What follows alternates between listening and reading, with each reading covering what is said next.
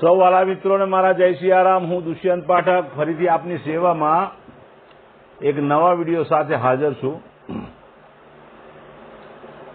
તો આજનો ઉપાય એ વિષયની અંદર તારીખ છે 11મી ઓગસ્ટ 2025 ને સોમવારનો દિવસ।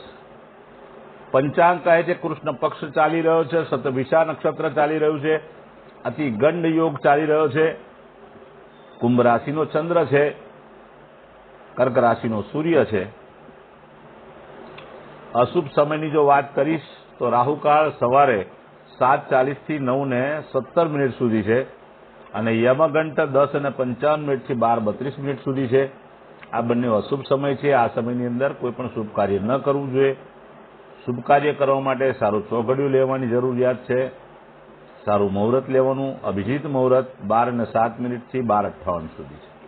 વાલા મિત્રો, આજનો ઉપાય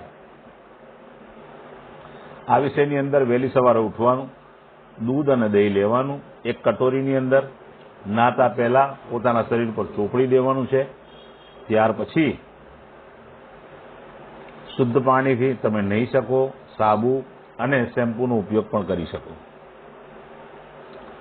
ત્યાર પછી વાલા મિત્રો, તમારે સ્નાન કરી લીધા પછી વસ્ત્ર ધારણ કરો ત્યારે ગાયના દૂધનું તિલક પોતાના કપાળમાં કરવાનું છે, પોતાની નાભી પર એ કરવાનું છે।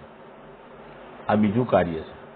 ત્યાર પછી ત્રીજું કાર્ય, એક સફેદ કાગળ લેવાનો, એક ચપટી ચોખા લેવાના, પડીકું વારી દેવાનું, પોતાના ખિસ્સામાં 24 કલાક માટે રાખવાનું।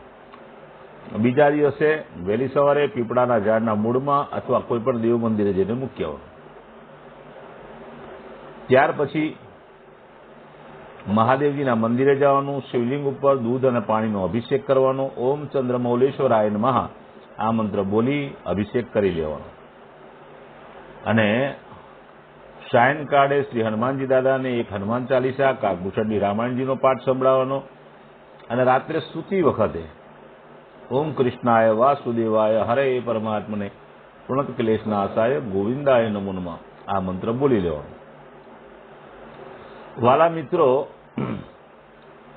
આ હતો આજનો ઉપાય, જેનો જન્મદિવસ તારીખ 11મી ઓગસ્ટ અને સોમવારે છે। તેવા વાલા મિત્રોએ સવારે મેં જ કહ્યું એ પ્રમાણે દૂધ અને દહીં સાથે સ્નાન કરવાનું છે, સાથે સાથે દૂધનું તિલક પણ કરવાનું છે, શિવના મંદિરે જઈને અભિષેક પણ કરવાનો છે।